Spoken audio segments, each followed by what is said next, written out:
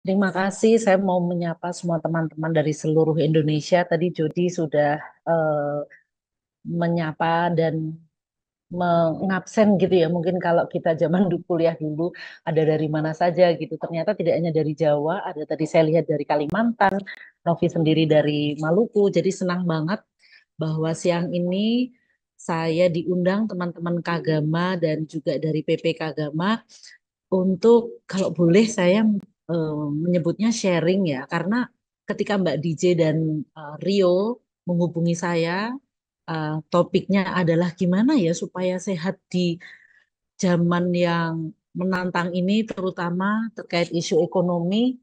Sebenarnya saya menarik nafas panjang gitu ya. Apakah saya bisa membagi sesuatu yang secara teori dan empiriknya itu memang sesuatu yang akan mudah membuat kita merasa sangat tidak nyaman gitu ya, bahkan mungkin stressful. Tadi saya melihat komen ketika dijelaskan atau digambarkan oleh Jody bagaimana situasi yang sebetulnya ada di global juga ya.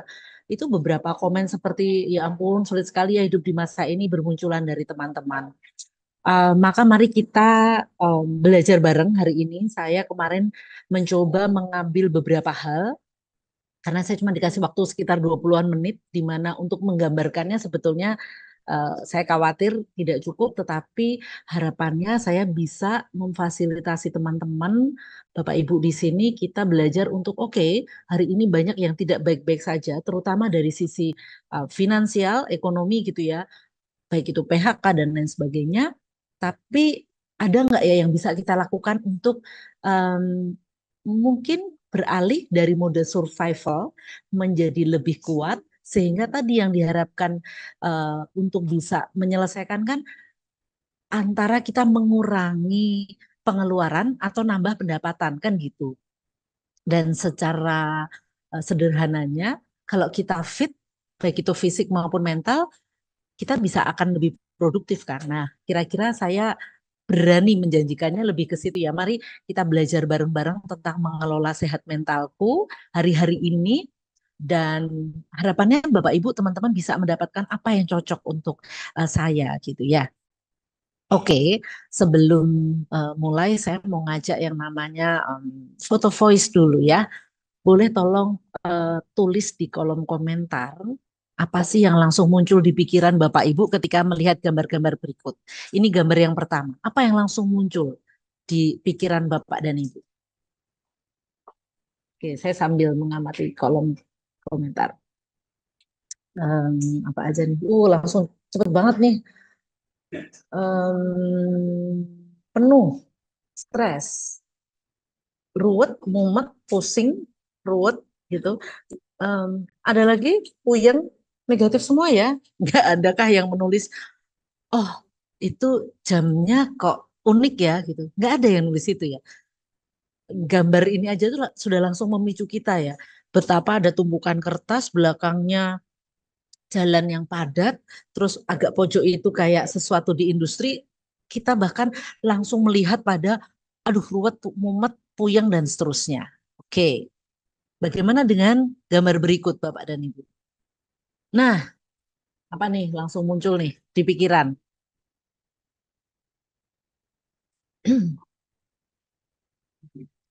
Oke, dari Mbak Bapak Ibu Dera Esa. Oke, ini gambarnya fun, nggak fokus. Apalagi yang muncul nih dari gambar yang kedua. Saya sambil mengamati kolom komentar nih. Aruh, itu bahasa Sunda kah? Ada yang bisa membantu menerjemahkan multitasking. Oke. Hmm, Bapak terbeban, tanggung jawab, main ciluk bersama anak. Oke. Nah, kali ini duduk sama anak tapi pikiran kemana-mana. Kayaknya pengalaman ya ini. Bayi ke dewasa itu cepet banget gitu. Terus apa lagi? Em, ya, sepertinya kita atau banyak komen di sini POV-nya kalau anak-anak zaman sekarang bilang tuh di bapak ya. Nggak ada yang ambil POV anak-anak ya. Ada nggak yang kemudian melihat, wah asik banget tuh jadi anaknya, wah lagi main Lego gitu. Enggak, kita terfokus ke sana. Kenapa? Ya mungkin karena dekat ya. Ini kayaknya aku yang sedang pusing. Ini hari Sabtu kok malah ditelepon bos misalnya tadi ya. Udah gitu kalau aku kerjain nggak dapat lembur gitu. Sehingga ketika melihat gambar ini kita hanya melihat satu poin gitu. Satu lagi Bapak Ibu.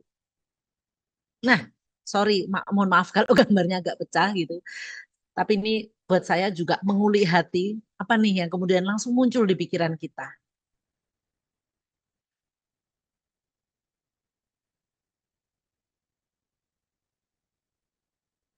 Hmm, baik, sudah mulai ada yang nulis. Apa nih? Em, lampu gemerlap, semangat. Oke, survival. Nah, kurang jelas ya.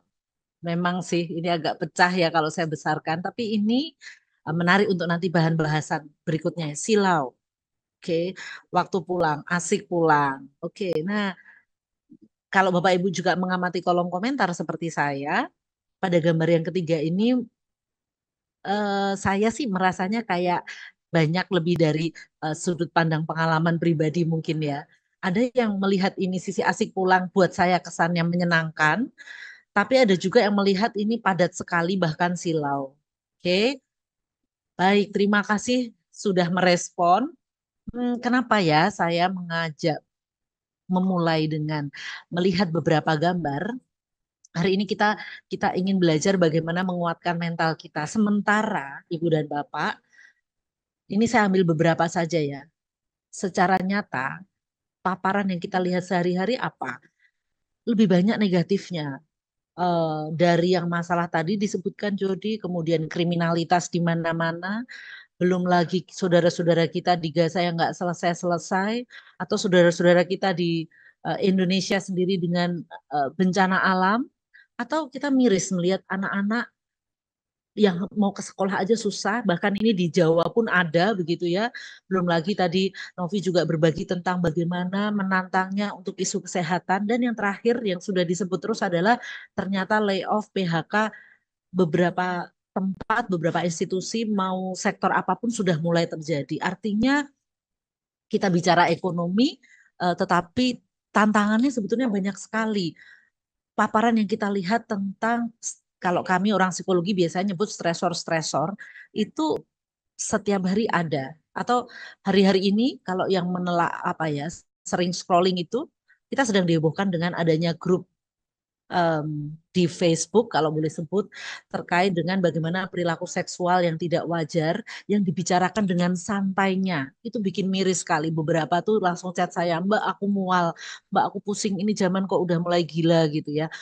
Em, Mungkin isu-isu sosial tidak langsung berpengaruh terhadap pendapatan, tetapi bahwa kita manusia, perilaku kita juga akan dipengaruhi dengan apa yang kita rasakan, termasuk kemudian pengaruhnya terhadap produktivitas. Artinya tadi bahwa mungkin dari sektor ekonomi mikro makronya yang disebutkan Jody tadi itu berpengaruh, kita pun karena tidak bisa katakanlah bekerja optimal juga akan bisa terdampak ke arah ekonominya. Nah, mari kita sambil melihat diri kita masing-masing ya. Silahkan Bapak Ibu bila ada pertanyaan langsung tulis di kolom chat. Karena kalau saya ikut webinar suka lupa, saya langsung tulis aja kalau pengen bertanya ya. Nanti kan berlanjut suka terdistraksi, ada isu lagi ingin bertanya, maka silahkan saja ditulis di kolom komentar gitu ya. Nah, kami di psikologi ada satu teori yang buat saya selalu jadi pegangan, Ibu dan Bapak, ketika membicara bagaimana mengelola sehat mental itu. Jadi ini ada satu teori yang menarik sekali, namanya teori ekologi Bronfenbrenner, ekologi sistem ekologi. Sebetulnya teori ini lebih membahas tentang bagaimana manusia itu berperilaku. Dia tidak hanya dipengaruhi oleh sesuatu dalam dirinya atau si mikrosistem, tetapi bagaimana sistem yang melingkupi dia. Jadi dari meso, ekso, makro, bahkan kronosistemnya. Nah, yang ada di gambar kanan itu kan teorinya ya. Tetapi mari kita lihat bagaimana hari ini mass media itu tidak lagi di layer yang luar. Dia udah geser ke putih. Bahkan putih pun mungkin nempel di mikrosistem. Ya, anak-anak kecil itu lebih akan percaya dengan penjelasan di YouTube daripada orang tuanya, misalnya. Atau Misalnya tadi em, udah tahu nih, aduh itu cuman iklan, nah itu pinjol dan lain sebagainya.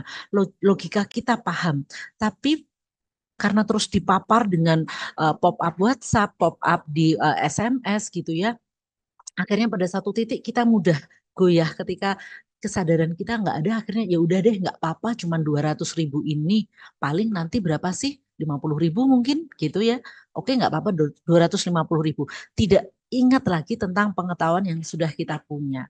Nah, konsep ini yang kalau bisa tuh ibaratnya dipotret secara imajiner dimasukkan untuk mengingatkan kepada kita, karena nanti akan juga saya bahas bagaimana kita menggunakan sistem ini untuk membangun kekuatan dari dalam gitu.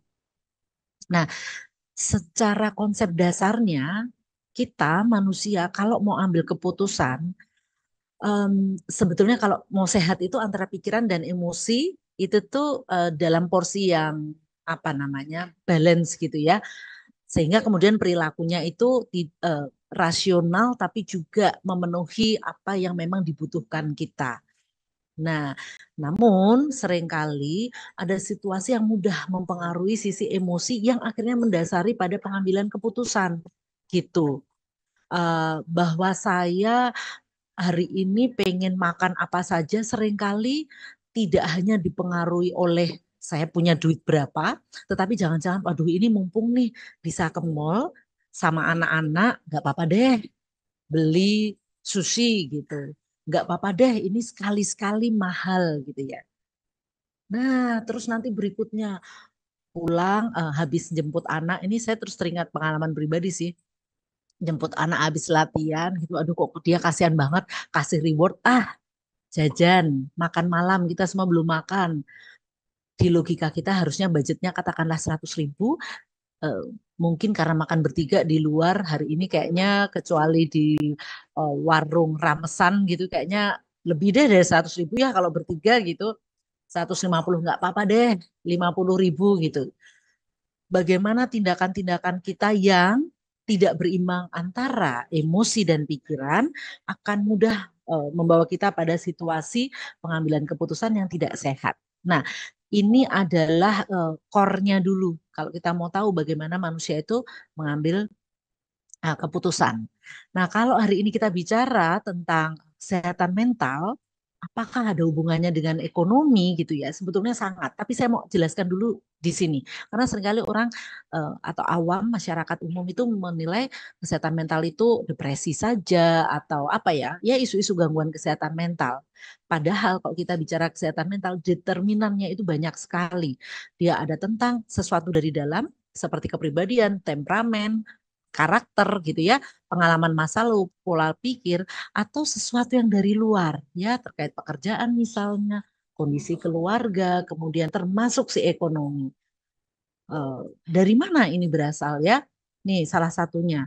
Ini dari WHO Bapak Ibu ya. WHO saat ini memang sedang concern sekali. Kalau tadi Mbak DJ bilang di Jawa Timur isu bunuh diri itu meningkat, sebetulnya itu juga isu global. Maka kalau tidak salah beberapa tahun terakhir, saya lupa 3 atau 4 tahun terakhir ini, isu kesehatan mental merupakan isu kesehatan yang WHO sangat concern gitu. Secara teori, secara teknis banyak penanganan tentang isu bunuh diri, tapi ternyata masih ditemukan di banyak negara bunuh diri ini angkanya juga tidak menurun gitu ya. Nah, kalau kita bicara tentang isu kesehatan mental, memang tidak tanda kutip sesederhana apakah dia bebas dari persoalan, dari tekanan hidup, tetapi juga perlu melihat bagaimana berbagai sistem di dalam dirinya itu kemudian mempengaruhi apakah pada sesuatu yang positif atau negatif. Balik lagi ke tadi ya, yang Bronfenbrenner itu. Nah, dari gambar ini kita juga bisa melihat bahwa si stresor itu dari masa sebelum lahir sampai pada usia lansia. Waduh, kok menakutkan ya. Tenang, hari ini part yang agak menakutkan dulu. Nanti di belakang harapannya bisa menjadi beberapa tips katakanlah ya kalau bisa disebut demikian. Nah, dari gambar ini ada beberapa peluang yang bisa kita pakai nantinya. Ini mungkin bisa menjadi stresor, tapi di sisi lain, apakah wider society atau sistem atau bagaimana membangun keluarga sebetulnya bisa kita kembangkan untuk menjadi penguat dibandingkan stresor. Nah, apa yang ada di sana? Nah, kita bisa lihat apa yang bisa kita rengkuh begitu ya dari beberapa aspek ini. Kalau yang memungkinkan kita rengkuh saat ini adalah misalnya terkait dengan hal dalam diri kita nih, bagaimana kita mengelola lingkungan sekitar kita misalnya, dan seterusnya, maka kita mulai dari sini nggak apa-apa. Atau seperti yang kita lakukan sekarang. Sekarang yang sangat banget kurasakan adalah ekonomi nih. Aku masih punya pekerjaan tapi kok rasanya nggak cukup-cukup. Nah, itu bikin aku stres. Ini habis ini bulan Juni. Anak saya itu masuk kelas satu SD sama satu SMP gitu. Jadi kerasan nyut-nyutannya ya kan. Dua-duanya masuk sekolah baru. Oke, aku akan mungkin mulai dari sini. Walaupun aku sangat eh, khawatir atau mudah tertrigger dengan isu sekarang, tapi aku nggak tahu mulainya dari mana. Maka mengelola kesehatan mental itu sebetulnya penting untuk dimulai dengan sesuatu yang memang kita bisa lakukan dulu. Nah, itu gimana ya caranya? Saya akan lanjut pada, oke, ini dulu ya Bapak dan Ibu sebelum tips dan trik. Rasa saya pengen segera ke sana. Kenapa kok ekonomi itu mempengaruhi kesehatan mental? Mungkin dari yang bawah dulu ya, bahwa ekonomi, terutama si uang, itu sesuatu yang tangible, ya terlihat gitu. Eh, Pun kalau nggak ada, saya tuh menemui terutama Gen Z dan Gen milenial akhir gitu, saya sering tanya, kamu di dompet tuh ada duit nggak? Nggak ada Mbak. Gitu. Bahkan 10.000 pun nggak ada. Kenapa? Kan apa-apa ada di HP gitu ya. Nah, mungkin di dompetnya nggak ada tangible-nya, tapi kan bisa dilihat di apa akunnya masing-masing ya. Oh hari ini katakanlah 500.000, besok tinggal 200, itu sangat terlihat bahwa aduh aku nggak punya uang. Terus muncullah berbagai kekhawatiran. Atau karena si ekonomi atau si milik ini itu kemudian mempengaruhi nilai seseorang seakan-akan. Kenapa? Karena terlihat, oh dia mobilnya apa, rumahnya tinggal di mana gitu ya. Atau bahwa karena secara nyata si ekonomi atau si uang itu memang mempengaruhi bagaimana kita bisa memenuhi aspek yang lain, aspek pendidikan tadi yang Novi bilang, aspek kesehatan atau aspek basic needs lain. Maka si determinan ekonomi ini memang erat banget sebetulnya dengan bagaimana seseorang kemudian memiliki kualitas kesehatan mental. Ya, ini ada beberapa yang sempat saya temukan bahwa ternyata perilaku manusia eh, itu terhadap uang itu tidak hanya tentang sesuatu yang kognitif yang kita tahu, oh uang itu hanya untuk memenuhi. Kita kan selalu pinginnya saya mengendalikan uang, bukan uang mengendalikan kita gitu ya. Nah, itu kan secara kognitif ya. Tapi ternyata uang itu juga punya sisi afektifnya. Tadi yang diceritakan ya, afektif itu ketika aduh anakku udah kasihan harus ku kasih reward, maka itu membuat kita menyikapi uang walaupun aduh ini udah baru tengah bulan tapi udah mulai tipis, nggak apa-apa deh ini karena rasa sayangku ke anak. Disitulah memang uang itu seringkali memiliki nilai-nilai yang lain. Lalu isu yang lain adalah impulsif buying ya, nggak butuh tapi iya beli juga gitu. Karena lucu, eman-eman ini udah diskon 15%. Saya baru saja mengalami sebetulnya ya. Padahal ketika saya ingat aku tuh lagi nyiapin materi ya, ternyata aku juga mengalami sisi ini ya. Diskon, wah lagi diskon nih 15%. Kalau dihitung itu juga cuma 15.000 gitu loh ya. Tapi ya udah langsung dibeli. Nah, perilaku impulsif buying itu kenapa gitu? Ada beberapa penjelasannya. Satu, dia berkaitan dengan tanda kutip yang disebut kepribadiannya. Memang orang-orang yang mudah impulsif gitu ya. Dia punya kepribadian impulsif. Dia memang memiliki pola perilaku impulsif gitu. Atau ada beberapa motif hedonisme atau misalnya terkait value gitu. Atau karena dia memiliki situasi-situasi pendukung gitu ya. Ah, nah, yang lain sebetulnya yang bisa kita kontrol adalah yang disebut dari marketing itu. Nah, ini kemarin saya merasa saya kena di situ tuh. Gede banget. Mumpung diskon liburan 15% gitu. Padahal kalau diingat-ingat kayaknya aku nggak butuh-butuh sekali. Tapi saya berada dalam kondisi yang em, informasi dari si marketing itu menguasai persepsi saya, sehingga kemudian saya mengambil keputusan membeli sesuatu yang kalau dipikir-pikir ya sekarang masuk lemari juga gitu ya. Ya, saya yang belajar psikologi aja masih struggling dengan itu ya Bapak dan Ibu. Jadi don't worry, be happy lah kita bareng-bareng belajar tentang itu. Nah, yang menarik adalah beberapa saat lalu saya diminta untuk berbagi tentang si judi online dari sisi psikologis. Tidak mudah dan bukan sedikit ya, tetapi kajian mendalam tentang ini tuh belum terlalu banyak ternyata. Lebih banyak tentang game online ya. Nah, yang menarik Ibu dan Bapak. Jadi waktu itu sedikit cerita, di situ forumnya ada psikolog, ada sosiolog, ada orang hukum dan ada orang IT. Dari orang IT saya mendengar bahwa judi online itu didesain tidak pernah ada yang menang. Jadi even dia itu menang pertama kali itu kan pasti angkanya kecil. Ketika itu kira-kira gini bahasa ini terjemahan saya ya, ketika dia menang sekali dan dia melakukan terus, itu udah langsung dimasukkan seakan-akan di algoritmanya bahwa dia akan kalah gede gitu. Jadi kayak ketika menang terus malah beli lagi atau melakukan lagi, dia masuk ke jebakan Batman gitu kira-kira. Tapi kita nggak pernah tahu ya. Eh, tapi kan dia kalah terus habis itu. Kenapa? Nah ini sisi psikologisnya di sini. Satu yang langsung apa ya di kepala saya tuh langsung sesuatu yang kayaknya ini kita perlu sadari adalah um, judi online itu menghadirkan sesuatu um, pengalaman private pada seseorang karena dia bisa maya gitu ya. Terus kemudian dia nggak akan kelihatan beda kalau dia main judi langsung. Tapi isu tentang kepuasan, isu tentang bisa menguasai itu terfasilitasi. Jadi judi online itu ternyata memberikan nuansa psikologis yang kuat. Nah, disinilah kenapa sulit sekali juga bukan menghapus ya, tapi mengendalikan karena demand-nya ternyata banyak untuk melakukan judi online gitu. Um, ini yang memprihatinkan ya. Jadi sebetulnya judi online itu tidak akan pernah ada yang menang. Desainnya udah begitu.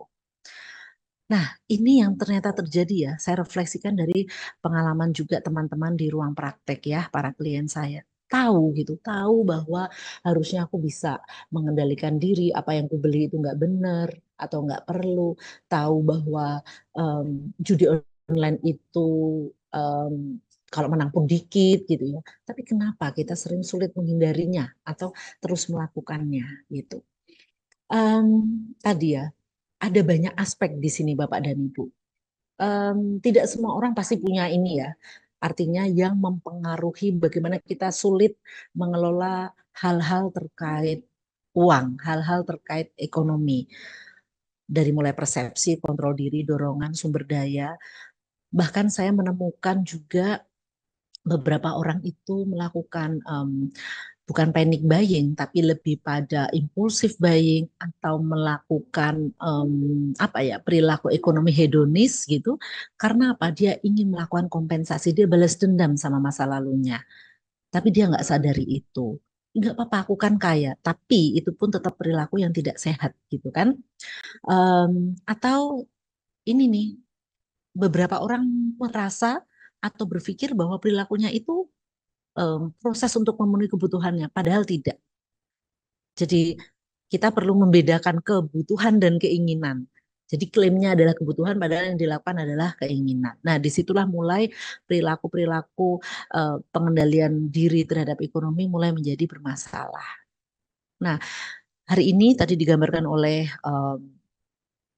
Mas Jody, kemudian Mbak Diji dan juga Pak Komo dan mungkin teman-teman Bapak Ibu di sini juga sudah menyadari bahwa situasi ekonomi kita sedang tidak baik. Saya juga punya tantangan terkait kondisi ekonomi.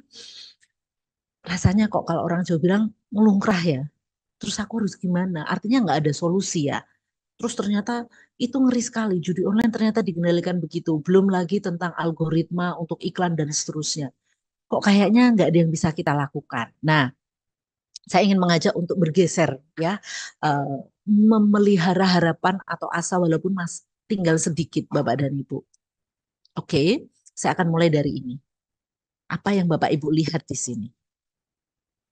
Mungkin boleh tolong tulis di kolom komentar. Apa yang terlihat dari gambar ini?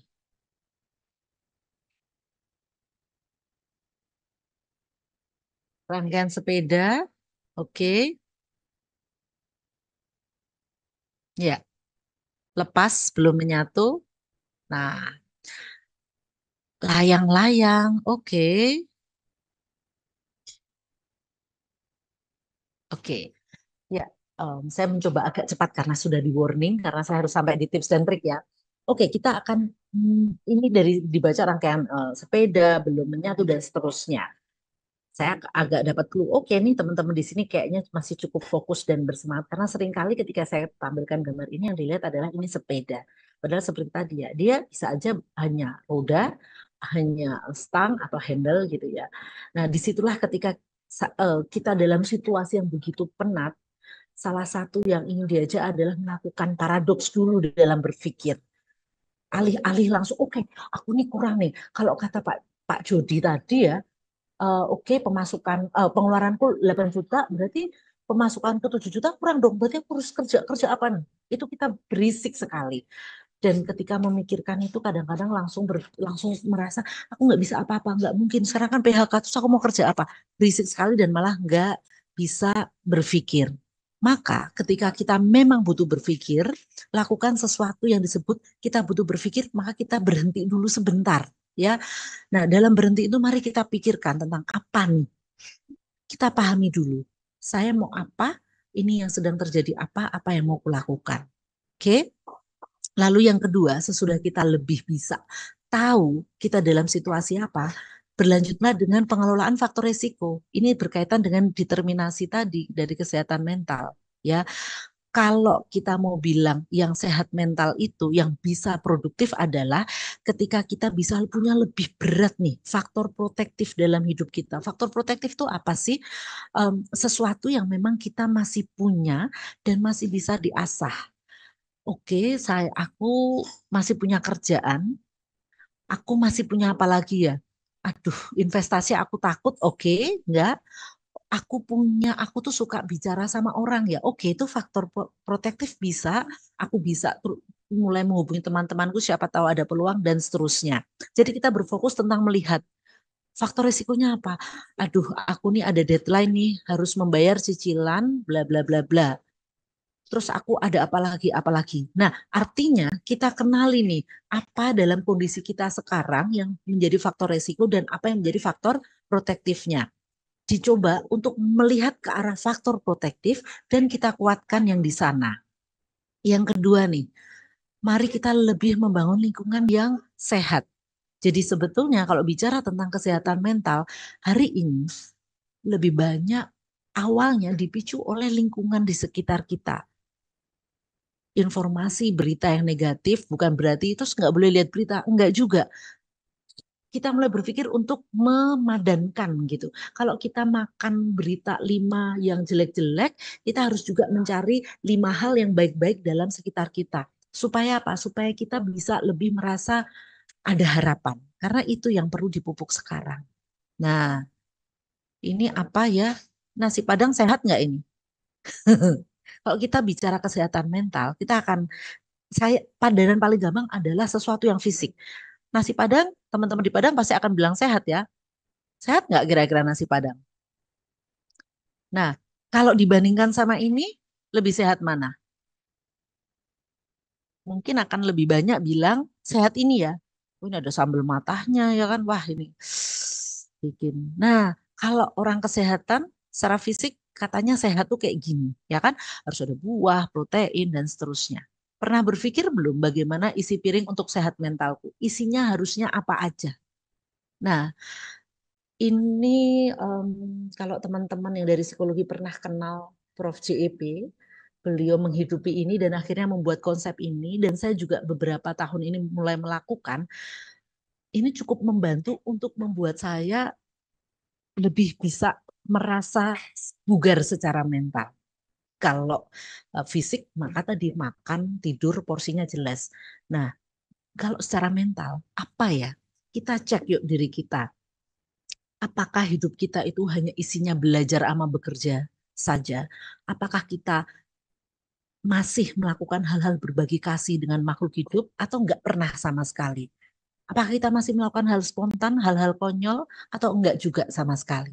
Nah, Mungkin saya ingin menyelesaikan di sini karena sepertinya waktu saya itu habis di sini. Artinya begini Ibu dan Bapak, kalau kita di atas kertas memang sepertinya kok melelahkan dan sudah tidak ada harapan. Tetapi sebetulnya kita masih punya peluang untuk mengelola diri kita, kesehatan mental kita, supaya kita bisa menjadi lebih produktif. Begitu. Apa yang bisa kita lakukan adalah satu, kita kelola faktor resiko, faktor protektif, kita kelola lingkungan sekitar kita, dan yang terakhir kita upayakan yuk membangun kebugaran mental kita.